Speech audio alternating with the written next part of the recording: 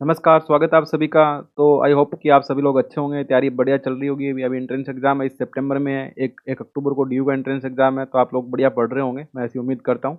अगर कोई प्रॉब्लम होती है, तो उस प्रॉब्लम को निपटा के पढ़ाई पे ध्यान दें। तो सबसे बड़ी बात ये है कि बहुत से लोगों के कमेंट आ रहे हैं कि सर पार्शियल डिफरेंशियल इक्वेशन चल रहा है हर के दिमाग में। कोई बोल रहा है इसके शॉर्ट नोट, कोई बोल रहा है इसकी वीडियो। तो मैं सोचा कि पहले आपको थोड़ा-सा एक ऐसा ब्रीफ आइडिया दे दूँ कि how to cover complete syllabus of partial differential equation, कि कैसे अपन इसको कवर कर सकते हैं, कैसे क्वेश्चन इसके पूछे जाते हैं और कैसे कॉन्सेप्ट होते हैं जो आपको दिमाग में रखने हैं, सिलेबस कैसा है, इसको पढ़ना कैसे है, तो यानी कि how to study partial differential equation इसकी बात करते हैं और इसके इंपॉर्टेंट की पॉइंट्स कैसे हैं। कौन-कौन से पॉइंट है जो इंपॉर्टेंट है या सिलेबस में कौन-कौन सा पार्ट है जिसको आपको पढ़ना है और प्रीवियस ईयर जो पेपर है उसका क्या इंपॉर्टेंट रोल है, कैसे उनको सोल्व करना है। और एमएससी एंट्रेंस एग्जाम की बात करें तो आपको पता होगा कि डीयू और जेएनयू में डीयू और बीएचयू में इसके क्वेश्चन अच्छे आते हैं। सीयूसीटी के सिलेबस में नहीं है और आई थिंक जेएनयू के सिलेबस में भी नहीं है, पर डीयू और बीएचयू में इसके क्वेश्चन अच्छे आते हैं। तो सबसे पहले मैं बात करूँगी आपको पढ़ना कैसे है। तो पढ़ने की बात ये है कि और कोई भी डाउट होता है, पहली बात ये है कि अगर कोई भी डाउट है किसी प्रकार का, तो आप Telegram channel exponential mathematics join कर सकते हैं और उसका जो डाउट डिस्कशन ग्रुप है वो @exponential mathematics 2531 है, वहाँ पे आप पहुँच सकते हैं। पर अभी मैं आपको ये बता दूँ कि इसका सिलेबस की बात करें तो पीडी का सिलेबस बहुत सी लिमिटेड सिलेबस है, ज़्यादा बड़ा नहीं है, छोटा सा सिलेबस है। अब आपको मैं ये बात की गारंटी दे देता हूँ कि अगर आप प्रीवियस ईयर पेपर सॉल्यूशन ढंग से करते हैं और इसके कुछ इंपॉर्टेंट टॉपिक के वीडियो और उस इंपॉर्टेंट टॉपिक पे बेस्ड प्रैक्टिस क्वेश्चन की क्वेश्चन प्रैक्टिस कहाँ से करनी है, प्रैक्टिस क्वेश्चन मैं डालूंगा, पर ये ध्यान रखना कि ये सिर्फ ज्वाइन मेंबर्स के लिए है।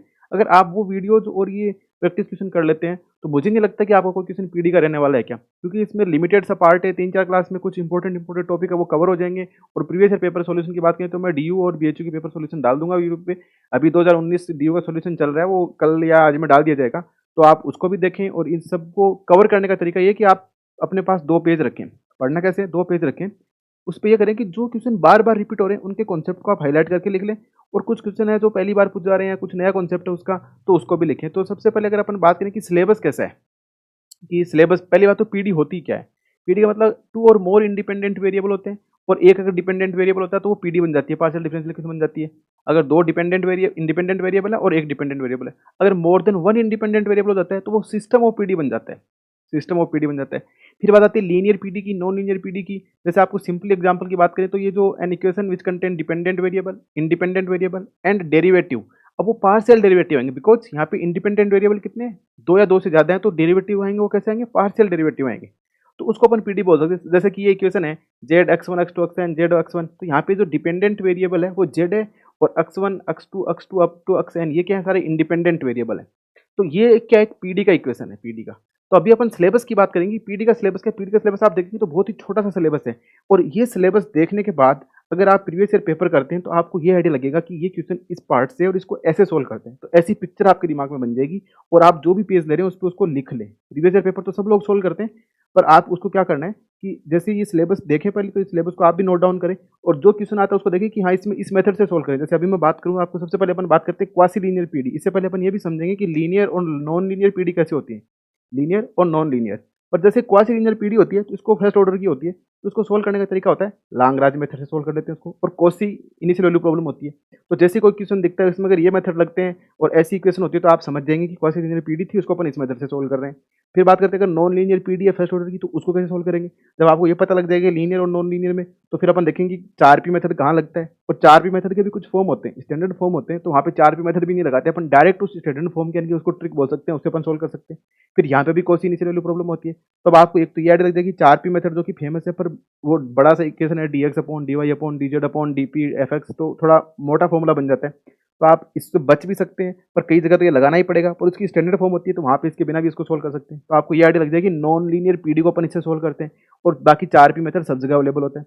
तो एक तो ये आइडिया लगेगा। इसके बाद आते हैं कि higher order PD with constant coefficient, जैसे अपन निकालते हैं उनके कॉम्प्लीमेंट्री फंक्शन, पर्टिकुलर इंटीग्रेशन। तो इस पार्ट के क्वेश्चन आपको कम ही मिलेंगे, ज़्यादा नहीं मिलेंगे। मेनली क्या आता है, इस टाइप के क्वेश्चन आते हैं। यहाँ पे ऐसा आएगा नॉन लीनियर में लिखा हुआ आएगा या क्वासी लीनियर पीडी, और इनमें ऐसा लिखा था find the integral surface, find the complete integral, passing through this equation, passing through the point, और पाथ इससे पास हो रहा है, इससे पास हो। जैसे DU 2019 का पेपर अपन सोल्व करेंगे तो उसमें आपको आइडिया लगेगा कि कैसे क्वेश्चन आ रहे हैं।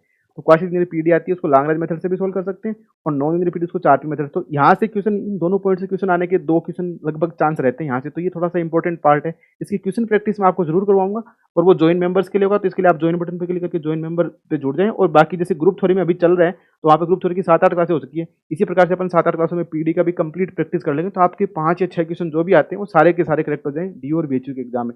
फिर बात करते हैं अपन second order PD with variable coefficient. तो यहाँ पे इसका क्लासिफिकेशन करते हैं कि पीडी कैसी होगी, हाइपरबोलिक होगी, पैराबोलिक होगी, इलिप्टिक होगी।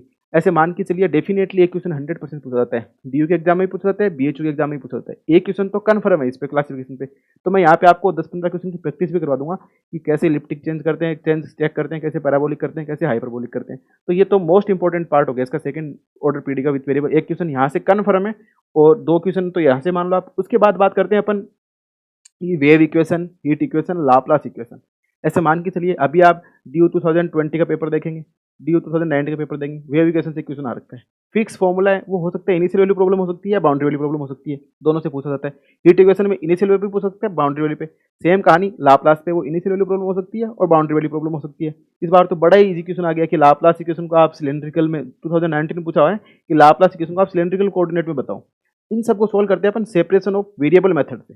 तो इसको कैसे सोल्व करते हैं, बाउंड्री कंडीशन को कैसे यूज करते हैं, कोएफिशिएंट कैसे निकालते हैं, कोएफिशिएंट कैसे निकालते हैं।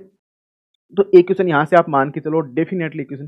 तो टोटल 4 या 5 क्वेश्चन आते हैं, तो वो 4-5 क्वेश्चन आप इजीली कर पाएंगे। अपन क्या करेंगे, इस wave equation, heat equation, Laplace, इन पे सब पे एक-एक क्लास लेके उसके लगभग 10 के अराउंड क्वेश्चन सोल्व कर लेंगे। तो आपको डेफिनेटली आइडिया मिल जाएगी कैसे क्वेश्चन आता है, कैसे उसको हैंडल करना है।